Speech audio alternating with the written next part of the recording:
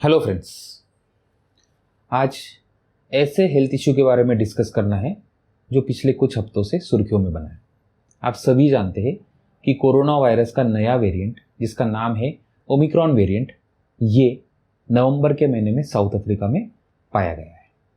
तो फ्रेंड्स, आज ये समझेंगे कि ये बेसिकली कोविड वायरस के वेरिएंट होते क्या है, नए नए वेरिएंट की वजह से आपको क्या असर हो सकता है, क्या ओमिक्रॉन वेरिएंट से खतरा है और इससे कैसे बचा जाए। तो आइए पहले समझते हैं कोरोना वायरस और उसके वेरिएंट को। कोरोना वायरस एक ऐसा वायरस है जो अपने आप में काबिलियत रखता है अपना स्ट्रक्चर यानी कि जेनेटिक मटेरियल चेंज करने की, या म्यूटेशन जिसको बोलते हैं।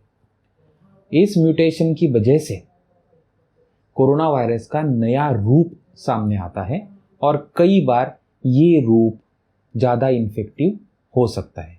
इसी को नया वेरिएंट बोलते हैं। यानी कि कोविड वायरस के जेनेटिक मटेरियल में म्यूटेशन होने के बाद जो नया वायरस बनता है वो होता है न्यू वेरिएंट। कोरोना का ये कोई पहला वेरिएंट नहीं है। पिछले कुछ महीने पहले इंडिया में पाए गए डेल्टा वेरिएंट की वजह से कितनी तबाही हुई ये आपने देखा ही है। वैसे ही ये एक नया वेरिएंट पाया गया है। वैसे तो कई सारे वेरिएंट कोरोना के अब तक आइडेंटिफाई हो चुके हैं, जैसे कि alpha, beta, gamma, kappa, lambda, लेकिन वो ज़्यादा सुर्खियों में नहीं रहे क्योंकि वो ज़्यादा इन्फेक्टिव नहीं थे। डेल्टा ज़्यादा सुर्खियों में रहा क्योंकि वो बहुत हाईली इन्फेक्टिव था और उसकी वजह से काफ़ी परेशानी झेलने की। इसी तरीके से ओमिक्रॉन ये परेशानी देने वाला वायरस हो सकता है, इसलिए ये चर्चा में है। तो बेसिकली वेरिएंट्स के टाइप्स क्या होते हैं? World Health Organization corona virus के ऊपर अध्ययन करता है और कोई भी नए वेरिएंट की जानकारी देता है। पहला ये है वेरिएंट बीइंग मॉनिटर्ड, यानी कि एक ऐसे वेरिएंट जिसको सिर्फ मॉनिटर किया जाता है कि वो इन्फेक्टिव हो सकते या नहीं हो सकते। सेकंड है variant of interest. Variant of interest यानी ऐसे वेरिएंट्स जो काबिलियत रखते हैं कि ये इन्फेक्टिव हो सकते हैं। और third and most important is variant of concern, यानी कि ऐसे वेरिएंट जिनमें ये पूरी तरह काबिलियत होती है कि ये डेफिनेटली हाईली इन्फेक्टिव होते हैं और पूरी कम्युनिटी में आसानी से और रैपिडली फैल सकते हैं। नवंबर 26 को वर्ल्ड हेल्थ ऑर्गेनाइजेशन ने ओमिक्रॉन वेरिएंट को वेरिएंट ऑफ कंसर्न करार दिया है और इसीलिए ये सुर्खियों में। अब ये ओमिक्रॉन नाम आया कहाँ से? वैसे तो साइंटिफिक नेम सारे वेरिएंट्स के अलग अलग होते हैं, बट वो बहुत कंफ्यूजिंग होते हैं और आम लोग इसे समझ नहीं सकते।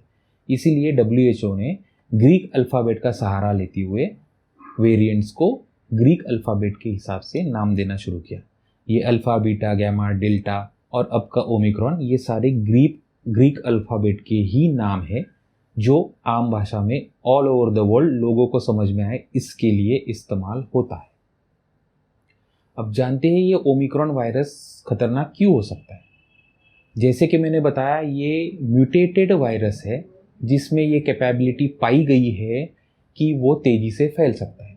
अब आप बोलोगे कि यही तेज़ी से क्यों फैलेगा? इसका जवाब ये है कि म्यूटेटेड वायरस कई बार आपकी ह्यूमन बॉडी के अंदर जो सेल्स होते हैं वो उसे पहचान नहीं पाते। आपके बॉडी में कोई भी जो इन्फेक्शन होता है तो उसके बाद एंटीबॉडी तैयार होती है। जैसे कि कोरोना वायरस इन्फेक्शन अगर आपको हो चुका है तो उसके एंटीबॉडीज़ बनी होगी, या फिर आपने वैक्सीन ली होगी तो उसके एंटीबॉडीज़ बनी होगी। अब ये नया म्यूटेटेड स्ट्रक्चर जो रूप बदल के आपके बॉडी में अगर एंटर हुआ तो आपके एंटीबॉडीज जो कोरोना वायरस के अगेंस्ट जो एंटीबॉडीज़ बनी है, हो सकता है शायद ये नए वेरिएंट को पहचानने में गलती करे या पहचान नहीं पाए। इसको बोलते हैं इम्यून एस्केप फेनोमेना, और इस इम्यून एस्केप की वजह से ये इन्फेक्शन फैला सकता है, जिसको ब्रेक थ्रू इन्फेक्शन बोलते हैं, और ये रैपिडली भी फैल सकता है। इसीलिए ये चिंता का विषय। अब इससे बचा कैसे जाए? बचने के तरीके सेम है जो पिछले कई बार से कई डॉक्टरों ने, कई रिसर्चर ने आपको बताए हैं। मास्क पहनना, सोशल डिस्टेंसिंग मेंटेन करना और सैनिटाइज करना। अब आप बोलोगे कि पिछले 1.5 साल से यही सब बताया जा रहा है, कोई नई चीज़ नहीं आ रही। लेकिन थोड़ा पीछे जाइए और अपने दिमाग पे जोर लगा के सोचिए कि क्या आप ये चीज़ें सही तरीके से करते हो? क्या आप सही तरीके से मास्क लगाते हो? क्या आप सोशल डिस्टेंसिंग मेंटेन करते हो? क्या आप सही तरीके से सैनिटाइज कर सकते हो? यही सारी बेसिक चीज़ों का पालन सही तरीके से करना है, अच्छी तरीके से मास्क लगाना है, हैंड सैनिटाइजेशन रखना है, गैदरिंग्स अवॉइड करनी है, क्राउडिंग अवॉइड करनी है। तभी इस वायरस से हम लोग निजात पा सकते हैं या इसको टाल सकते हैं। अपने आप की सुरक्षा अपने हाथों में है, इसलिए पहले अपने आप को सुरक्षित रखिए और फिर बाकी लोगों को इसके बारे में बताइए। तो फ्रेंड्स, आज ओमिक्रॉन के बारे में इतना ही। अभी जैसे जैसे रिसर्चर्स इसके बारे में बताएंगे और जानकारी देंगे, वैसे ही ये जानकारी मैं आपके साथ शेयर करूँगा।